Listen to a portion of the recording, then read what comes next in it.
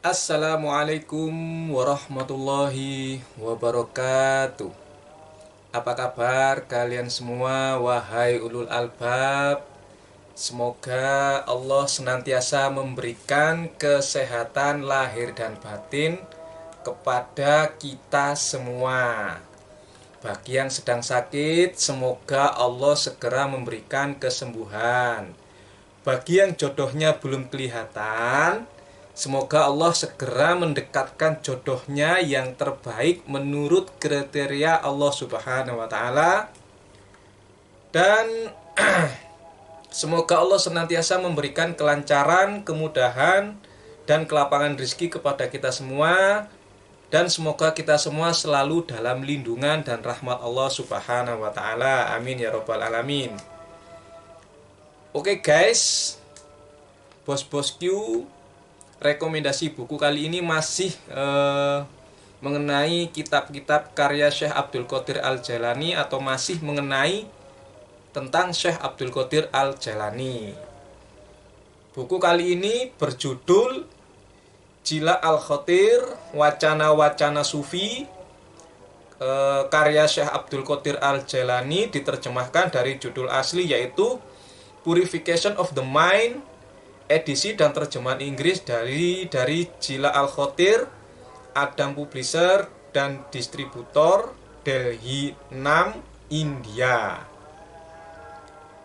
Diterjemahkan oleh Lukman Hakim, diterbitkan oleh Marja tahun 2009 bulan Oktober, cetakan pertama dengan nomor ISBN 979245709-7. Ukuran buku tidak tertulis di dalam buku ini. Jumlah halamannya adalah 265 halaman. Itu tadi ya, data atau informasi buku yang saya rekomendasikan kali ini. Seperti biasa, saya akan membacakan tulisan yang ada di cover belakang buku ini, bos. Tertulis sebagai berikut. Buku ini memuat sejumlah wacana dari Mahaguru Sufi Syekh Abdul Jailani, dalam kurung Qaddasa Allah Sirrahu Al-Aziz. Syekh Abdul Qadir mencapai hal dan makom spiritual yang tidak dicapai oleh seorang sufi lain pun sesudahnya. Dalam dunia sufisme, beliau diangkat menuju status yang sedemikian tinggi hingga pada tahun 1165 Masehi, seluruh sufi pada zamannya mendengarkan ucapan-ucapan beliau dan bertekuk lutut. Inilah awal mulanya beliau dikenal dengan gelar Sultan Al-Aulia. Syekh Muhammad Al-Hasnazani menegaskan bahwa pernyataan unik ini mengandung makna bahwa kaki Syekh Abdul Qadir berada di atas leher para setiap sufi yang akan lahir hingga hari kebangkitan, dan bahwa setelah masa Syekh Abdul Qadir tidak akan ada seorang sufi pun yang lebih besar dari beliau hingga hari kiamat. Wallahu a'lam. Itu tadi tulisan yang ada di belakang buku cover ini. Ada di belakang cover buku ini. Ya, ada di belakang cover buku ini, itu tulisannya. Kalian harus beli buku ini, bos. Kalian harus dapatkan buku ini dan kalian baca sendiri nanti. Jika saya tadi membacakannya belibet, bos, maklum belum boleh ngopi, bos. Masih tahap penyembuhan asam lambung. Kita langsung, bos ya. Kita langsung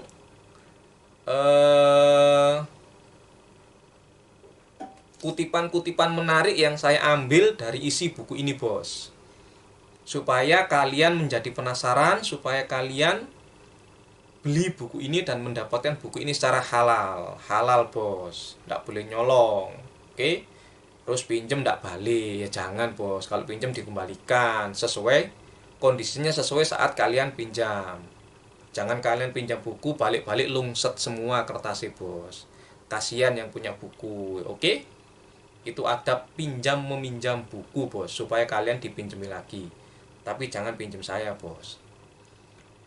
Kutipan menarik pertama yang saya pilih, Syekh Abdul Qadir Al-Jailani berkata, berjalanlah mencari pengetahuan dan orang-orang yang berpengetahuan hingga akhir batas perjalanan.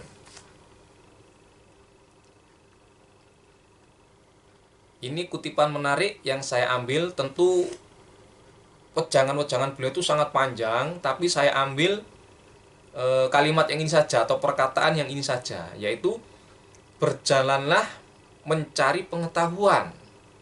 Ya, Syekh Abdul Qadir Al-Jailani berkata, berjalanlah mencari pengetahuan dan orang-orang yang berpengetahuan hingga akhir batas perjalanan.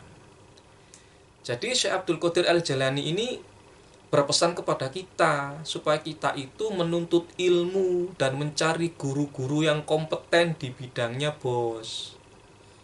Hingga akhir batas perjalanan, hingga akhir batas umur kita.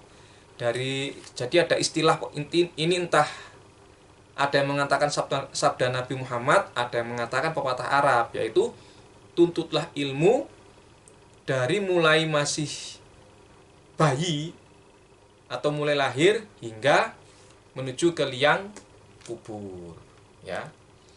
Tentu saja perkataan Syekh Abdul Qadir Al-Jailani yang saya pilih ini ada penjelasannya di dalam buku ini, bos. Untuk mengetahui penjabarannya, kalian seperti biasa harus membaca sendiri di dalam buku ini. Jadi sekali lagi, bos, Syekh Abdul Qadir Al-Jailani itu berpesan kepada kita semua, ya, agar kita itu menuntut ilmu pengetahuan dan mencari guru-guru yang kompeten di bidangnya. Kalau kalian mencari ilmu agama, ya cari guru agama yang mumpuni. Jangan sok keminter, nggak ada gurunya, nggak pernah baca kitab atau buku, terus kalian di medsos keluar-keluar udah levelnya kayak ustadz. Ya bos ya, kalau diskusi di warung kopi sih boleh lah kalian sok ngustadz, wis terserah sambil ngopi, daripada kalian ghibah atau bicara yang menjurus kepada maksiat. Diskusi agama boleh, bos. Oke? Kenapa mengenai wejangan atau nasihat Syekh Abdul Qadir Al-Jailani tadi, kita jadi teringat kepada Al-Quran, bos. Coba kita buka kitab Al-Quran. Saya sudah mengutip beberapa ayat yang sejalan dengan pesan Syekh Abdul Qadir Al-Jailani tadi, yaitu jika kita buka Quran surat Asy-Syu'ara, ya, surat ke-26 ayat 18 sampai 21, ada kisah mengenai Fir'aun. Ya. Jadi Quran surat Asy-Syu'ara ayat 18 sampai 21 tertulis sebagai berikut. Fir'aun menjawab, bukankah kami telah mengasuhmu di antara dalam kurung keluarga kami waktu kamu masih kanak-kanak, dan kamu tinggal bersama kami beberapa tahun dari umurmu, dan kamu telah berbuat suatu perbuatan yang telah kamu lakukan itu, dan kamu termasuk golongan orang-orang yang tidak membalas guna. Ya. Lalu berkata Musa, aku telah melakukannya, sedang aku di waktu itu termasuk orang-orang yang khilaf. Lalu aku lari meninggalkan kamu ketika aku takut kepadamu, kemudian Tuhanku memberikan kepadaku ilmu, serta Dia menjadikanku salah seorang di antara rasul-rasul. Nabi Musa sendiri pun diberi Allah ilmu, bos. Untuk mengetahui tafsir ayat ini tentu kalian harus menanyakan kepada ahlinya dan kalian buka kitab-kitab tafsir. Tetapi secara awam, jika kita baca secara awam, sudah sangat jelas bahwa Nabi Musa pun diberi ilmu. Dan dia termasuk eh, dijadikan Allah di antara rasul-rasulnya, diangkat menjadi rasul, diberi ilmu lalu diangkat menjadi rasul. Dan mungkin kita pernah mendengar sebuah kisah ya, ketika Nabi Musa ditanya oleh Bani Israel, salah satu Bani Israel, "Wahai Musa, siapakah orang yang paling berilmu di dunia ini?" Lalu Nabi Musa menjawab, "Ya tentu saja saya dong." Lalu ditegur oleh Allah dan Nabi Musa disuruh mencari Nabi Khidir. Ya. Jadi Nabi Musa pun mencari ilmu, mencari seorang guru, yaitu Nabi Khidir. Coba kita buka Quran surat Al-Kahfi ayat 66. Surat Al-Kahfi ini surat ke-18. Tertulis sebagai berikut.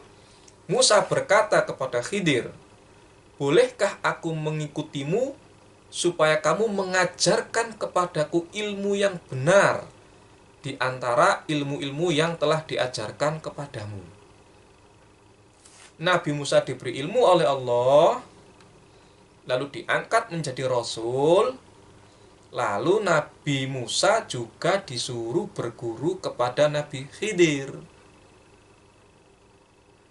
Nabi Musa loh bos. Nah sampean-sampean ini kayak kita-kita ini, yang orang awam, ngomong agama ndak punya guru, nyeplos di medsos bos. Mbok ya berhenti dong bos. Kecuali kalian ngomong di medsos ada sumber literasinya, sumber literaturnya, sumber rujukannya, itu ndak apa-apa bos. Itu lebih ilmiah bagi kalian. Nah kalau cuman cucukologi ya semua orang bisa bos. Jadi ayat-ayat Al-Quran itu jangan dijadikan sumber cucukologi bos. Baca tafsirnya, jelaskan di medsos. Oh saya baca kitab tafsir ini, mengatakan seperti ini, halaman ini, penerbitnya ini, penulisnya ini. Jika tafsir tersebut adalah terjemahan bahasa Indonesia, ya disebutkan penerjemahnya siapa. Itu lebih baik bagi kita bos. Jangan menafsirkan Al-Quran cucukologi per kata, lalu cucukologi dengan segala hal. Hati-hati bos. Kasihan yang mengikuti Anda itu. Ya kalau mereka tahu, oh ya sih coba saya cross check lah, itu bagus bos. Oke, kita lanjut. Kita buka Quran surat Shad, surat ke-38 ayat 45. Dan ingatlah hamba-hamba kami Ibrahim, Ishak dan Yakub yang mempunyai perbuatan-perbuatan yang besar dan ilmu-ilmu yang tinggi. Nah, perbuatan yang besar ini apa? Ilmu yang tinggi ini apa yang dimiliki oleh Ishak, Ibrahim dan Yakub? Tentu kalian harus menanyakan pada ahlinya. Kalian baca kitab tafsir. Jangan main cucuk-cucuk loh bos, bahaya bos, bahaya. Itu pesan saya yang edan ini bos, oke? Kita buka lagi bos. Kita buka surat Al-Anbiya, surat ke-21 ayat 78 sampai 82. Dan ingatlah kisah Daud dan Sulaiman. Nah, kita disuruh mengingat kisah Nabi Daud dan Sulaiman nih. Di waktu keduanya memberikan keputusan mengenai tanaman, karena tanaman itu dirusak oleh kambing-kambing kepunyaan kaumnya. Dan adalah kami menyaksikan keputusan yang diberikan oleh mereka itu. Maka kami telah memberikan pengertian kepada Sulaiman tentang hukum yang lebih tepat. Dan kepada masing-masing mereka telah kami beri hikmah dan ilmu. Dan telah kami tundukkan gunung-gunung dan burung-burung, semua bertasbih bersama Daud. Dan kamilah yang melakukannya. Dan telah kami ajarkan kepada Daud membuat baju besi untuk kamu, guna memelihara kamu dalam peperanganmu. Maka hendaklah kamu bersyukur kepada Allah. Dan telah kami tundukkan untuk Sulaiman angin yang sangat kencang tiupannya yang berhembus dengan perintahnya ke negeri yang kami telah memberkatinya. Dan adalah kami maha mengetahui segala sesuatu. Dan kami telah tundukkan pula kepada Sulaiman segolongan setan-setan yang menyelam ke dalam laut untuknya, dan mengerjakan pekerjaan selain daripada itu, dan adalah kami memelihara mereka. Ini tafsirnya itu, wah, kalau dalam kitab tafsir sih nggak seberapa heboh, tapi yang suka cocokologi itu heboh. Entah dasarnya apa, saya nggak tahu. Ya. Tapi kita ambil poinnya saja bahwa Allah mengatakan kami telah memberikan pengertian kepada Sulaiman tentang hukum yang lebih tepat, ya. Dan kepada masing-masing mereka, yaitu Nabi Daud dan Sulaiman, telah kami berikan hikmah dan ilmu. Jadi Nabi Sulaiman dan Nabi Daud juga orang-orang yang berilmu. Jadi pesan Syekh Abdul Qadir Al-Jailani itu benar, bos. Kita harus mencari ilmu pengetahuan dan mencari guru yang mumpuni di bidang yang kita geluti, ilmu yang kita geluti. Itu, bos. Lalu coba kita buka lagi surat An-Naml, surat ke-27 ayat 15. Dan sesungguhnya kami telah memberi ilmu kepada Daud dan Sulaiman, dan keduanya mengucapkan segala puji bagi Allah yang melebihkan kami dari kebanyakan hamba-hambanya yang beriman. Dikasih ilmu, ya. Nabi Sulaiman dan Nabi Daud itu dikasih ilmu oleh Allah, lalu mereka bersyukur dengan mengucap segala puji bagi Allah yang melebihkan kami dari kebanyakan hamba-hambanya yang beriman. Jadi kalau kita ini diberi ilmu oleh Allah Subhanahu wa taala, bisa sekolah dari TK, SD, SMP, SMA, bahkan kuliah, atau bisa syukur-syukur bisa S2 atau S3, jangan lupa kita bersyukur kepada Allah, karena semua itu adalah dari Allah Subhanahu wa taala, atas kehendak Allah. Jika kalian itu menyelami tasawuf benar-benar, kalian tuh enggak bakal, ego kalian itu enggak bakal tinggi, bos. Semua itu pasti Allah, semua pasti Allah. Jadi kalian yang berilmu, memiliki ilmu, yang pernah kuliah sampai lulus atau memiliki ilmu yang lain, jangan lupa untuk bersyukur kepada Allah. Minimal syukur secara lisan, ya, mengucapkan alhamdulillah, Allah telah melebihkan saya dibandingkan orang lain. Kayak saya ini hanya lulusan SMA, tapi saya alhamdulillah. Kenapa? Saya memiliki buku yang banyak, hampir 1000, yang orang lain belum tentu bisa. Itu, bos. Jangan lupa bersyukur, bos, ya, bersyukur. Lalu kita buka Quran surat Al-Anbiya ayat 74. Dan kepada Lut kami telah berikan hikmah dan ilmu. Ada kelanjutannya, sampean baca sendiri, yaitu surat Al-Anbiya ayat 74. Nabi Lut pun diberikan hikmah dan ilmu, bos. Para nabi itu dibekali hikmah dan ilmu, bos. Minimal wahyu lah. Wahyu itu juga ilmu loh, bos, isinya, bos. Quran tuh berapa banyak ilmu yang bersumber dari Al-Quran. Berapa banyak ilmuwan kita itu yang menginspirasi bangsa Eropa menuju masa-masa Renaissance. Ibnu Sina, Al-Khawarizm, Averroes, dan lain sebagainya. Oke? Lalu kita buka Quran surat Yusuf ayat 21 sampai 22, kalian baca, dan ada kalimat yang menarik. Dan tatkala dia, yaitu Nabi Yusuf, cukup dewasa, kami berikan kepadanya hikmah dan ilmu. Hikmah, ilmu, hikmah, ilmu, hikmah, ilmu. Lah ini hikmah ini apa? Ilmu ini apa? Ya tentu kalian harus tanyakan kepada ahlinya, dan kalian baca kitab-kitab tafsir yang kalian miliki, bos. Oke? Nabi Yusuf pun dikasih hikmah dan ilmu. Kalau nggak salah ingat kan Nabi Yusuf diangkat menjadi bendahara ya oleh Fir'aun itu. Entah Fir'aun yang mana saya nggak tahu. Coba kalian buka lagi buku sejarah para nabi dan rasul. Lalu kita buka Quran surat Al-Baqarah ya. Ayat 247. Nabi mereka mengatakan kepada mereka, sesungguhnya Allah telah mengangkat Talut menjadi rajamu. Mereka menjawab, bagaimana Talut memerintah kami? Padahal kami lebih berhak mengendalikan pemerintahan daripadanya. Sedangkan dia pun, yaitu Talut, tidak diberi kekayaan yang cukup banyak. Nabi mereka berkata, sesungguhnya Allah telah memilih rajamu dan menganugerahinya ilmu yang luas dan tubuh yang perkasa. Allah memberikan pemerintahan kepada siapa yang dikehendakinya dan Allah Maha Luas pemberiannya lagi Maha mengetahui. Nabi mereka ini siapa? Yang dimaksud Nabi ini siapa? Tentu kalian harus buka kitab tafsir dan kalian tanyakan kepada ahlinya. Jadi di sini secara awam Talut itu menjadi raja bukan karena dia seorang yang kaya.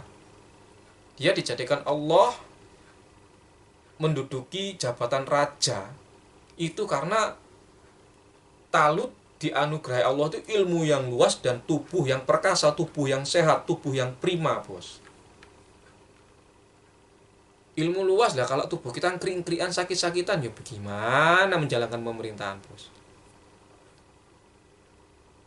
Harus tubuh yang prima, tubuh yang kuat, sehat. Ya syukur-syukur sudah kaya, berilmu, sehat, punya hikmah, mantap tuh bos. Tapi itu semua Allah yang memilih bos. Semua atas kehendak Allah Subhanahu wa Ta'ala. Dan jangan lupa, jika kalian dianugerahi kekayaan, dianugerahi ilmu, dianugerahi tubuh yang sehat, lalu kalian menyebarkan ilmu-ilmu tadi menjadi ilmu yang manfaat, jangan lupa kalian bersyukur kepada Allah Subhanahu wa Ta'ala. Itu semua adalah karunia dari Allah Subhanahu wa Ta'ala. Oke bos. Lalu kita buka lagi Quran surat Al-Ankabut ayat 49. Sebenarnya Al-Quran itu adalah ayat-ayat yang nyata di dalam dada orang-orang yang diberi ilmu. Dan tidak ada yang mengingkari ayat-ayat kami kecuali orang-orang yang zalim.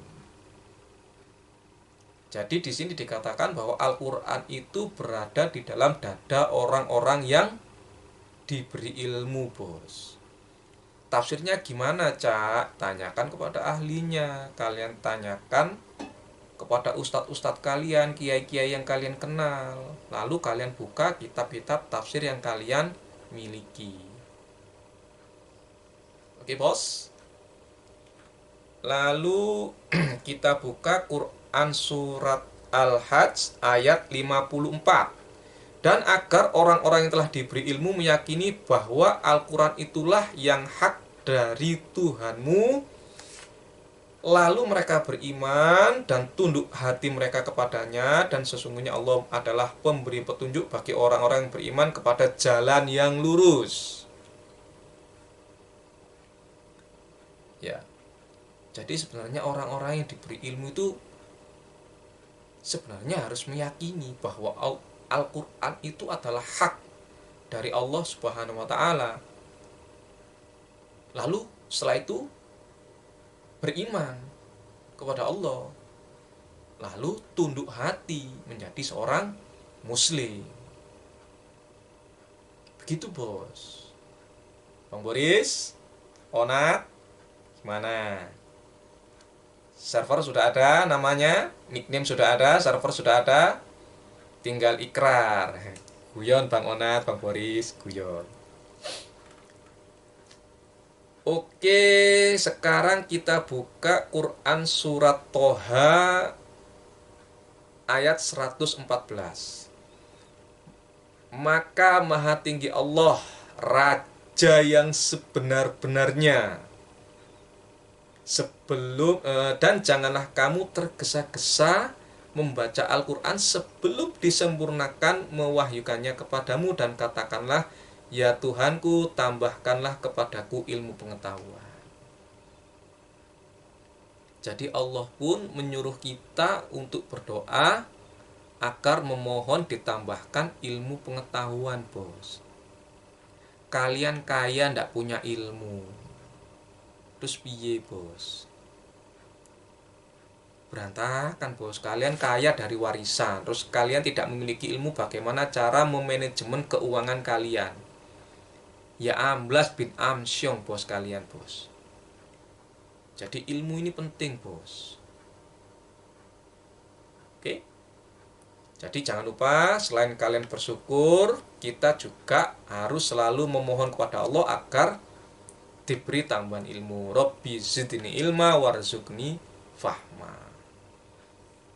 Lalu yang terakhir adalah Quran surat Al-Mujadilah ayat 11. Allah akan meninggikan orang-orang yang beriman di antaramu dan orang-orang yang diberi ilmu pengetahuan beberapa derajat. Ya. Beriman dan diberi ilmu pengetahuan. Jadi Allah itu mengangkat derajat orang-orang yang beriman kepada Allah, kepada Rasulnya, kepada hari akhir, dan seterusnya rukun iman. Dan juga sekaligus diberi ilmu pengetahuan. Mereka akan diangkat beberapa derajat oleh Allah Subhanahu wa taala. Jadi tidak hanya berilmu pengetahuan, tapi juga beriman kepada Allah. Oke, itu tadi ayat-ayatnya. Coba kalian nanti cek ya, lalu kalian tulis, lalu kalian baca setiap hari, supaya ya mungkin kalian akan terinspirasi untuk mencari ilmu. Seperti saya ini, bos, baca buku, ilmunya dari buku. Lalu kutipan menarik kedua yang saya pilih, Syekh Abdul Qadir Al-Jailani berkata, celakalah kalian yang menyatakan mengetahui keadaan spiritual orang lain. Saya ulangi lagi ya. Celakalah kalian yang menyatakan mengetahui keadaan spiritual orang lain. Penjelasannya gimana, Cak? Tentu kalian baca sendiri di dalam buku ini. Jadi kalian itu ya, yang merasa spiritualis tinggi, lalu memandang rendah orang lain yang mengatakan, makommu masih di situ, makommu masih rendah. Celaka kalian, menurut Syekh Abdul Qadir Al-Jailani. Dan penjelasannya tentu kalian harus baca sendiri di dalam buku ini, bos. Ini buku yang sangat menarik, bos. Oke? Jadi setelah kutipan menarik tadi, coba kita buka Quran surat Al-Qalam ayat 47. Ataukah ada pada mereka ilmu tentang yang gaib, lalu mereka menulis padanya apa yang mereka tetapkan? Gak ada yang mengetahui hal-hal gaib kecuali Allah yang memberikan pengetahuannya, bos. Jadi kalian pun gak akan mengetahui keadaan spiritual orang lain kecuali Allah mengasih tahu kalian. Nah, kalau hati kita kotor gimana? Loh, Allah kan bebas, Cak. Ya bebas. Tapi kan juga ada adab dan ilmunya, bos. Oke? Kutipan menarik ketiga yang saya pilih, Syekh Abdul Qadir Al-Jailani berkata di dalam buku ini, celakalah kalian. Kalian mengklaim bahwa hati kalian telah mencapai Allah Subhanahu wa taala, padahal titik. Padahal apa, Cak? Kok nggak diterusin? Ya iyalah, terusannya ada di dalam buku ini toh. Kalian harus baca sendiri untuk mengetahui kelanjutan kalimat tersebut. Jadi Syekh Abdul Qadir Al-Jailani berkata, celakalah kalian. Kalian mengklaim bahwa hati kalian telah mencapai Allah Subhanahu wa taala, padahal titik. Padahal apa, Cak? Ya baca sendiri dalam buku ini. Kutipan menarik keempat yang saya pilih, Syekh Abdul Qadir Al-Jailani berkata, kalian hendaknya berpuasa menunaikan sholat 5 waktu pada waktu yang telah ditetapkan, dan menjunjung tinggi aturan syariat Islam. Bos, kalian yang mengaku Islam, lalu mengaku spiritual kalian tinggi, dan mengatakan sholat itu cukup duduk semedi, bos. Syekh Abdul Qadir Al-Jailani ini dijuluki Sultan Al-Aulia, dihormati oleh para sufi lainnya pada zamannya. Banyak para sufi pada zamannya ngaji atau belajar kepada Syekh Abdul Qadir Al-Jailani. Sedangkan Syekh Abdul Qadir Al-Jailani ini pun mengajarkan fikih, masih sholat liturgi 5 waktu, bos. Juga berpuasa seperti halnya kita puasa menahan lapar, minum. Zohirnya Syekh Abdul Qadir juga menjalankan, batinnya juga jalankan, dipadukan. Nggak ambil batinnya tok, bos. Jadi kalian-kalian yang merasa sok nyufi lalu mengatakan, nggak penting sholat, yang penting duduk ikan kepada Allah itu sholat, bos. Nggak gitu, bos. Hello, coba kalian baca buku ini deh. Insya Allah akan membuka kesadaran kalian mengenai pentingnya ilmu fikih dan tasawuf. Lalu kita padukan jadi satu. Jadi antara zahir dan batin itu menyatu, bos. Sempurna, sempoa, gitu, bos. Oke. Lalu yang terakhir, kutipan menarik terakhir lainnya, Syekh Abdul Qadir Al-Jailani berkata, "Hai kalian yang berpuasa, bahagiakan kaum fakir miskin dengan jatah makan kalian pada saat berbuka puasa." Sudah, bos. Misalnya nih, ya tentu saja penjelasannya ada di dalam buku ini. Ini menurut saya pribadi ya, menurut saya pribadi yang awam ini, yang masih bodoh ini, yang makomnya masih playgroup, playground. Apabila kita puasa bulan Ramadan dengan menu yang bermacam-macam, pernahkah kita mengajak fakir miskin untuk berbuka puasa bersama kita? Minimal satu saja, bos. Dengan menu-menu yang mewah yang seperti kalian foto-foto Instagramable itu.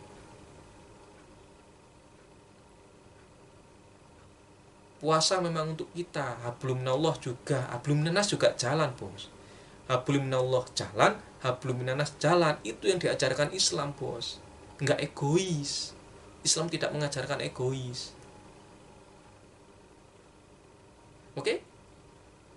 Oke lah. Jadi kalian dapatkan buku ini di toko-toko buku terdekat kalian.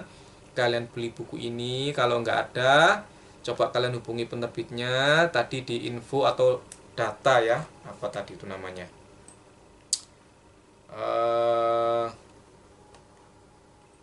Di dalam data atau informasi buku sudah saya sebutkan penerbitnya, penulisnya siapa. Ya penerbitnya kalian hubungi. Kalau nggak ada juga, coba kalian cari di online shop. Saya belinya ini, kalau saya tidak salah ingat itu di seorang teman Facebook. Saya beli di Facebook, di teman-teman Facebook, teman Facebook lah gitu. Oke ya. Kalian beli buku ini, kalian dapatkan buku ini secara halal. Kalian baca, kalian renungi, kalian resapi sambil ngopi dan makan gedang goreng, bos. Oke. Sekian rekomendasi buku dari saya, semoga manfaat. Mohon maaf kalau ada salah-salah kata. Saya mengucapkan terima kasih kepada penerbit, kepada penulis, kepada penerjemah dan semua kru-krunya, ya, semua karyawan-karyawannya, dan juga kepada percetakan. Kalian semua berjasa dalam perkembangan ilmu dan pengetahuan. Semoga manfaat. Wassalamualaikum warahmatullahi wabarakatuh.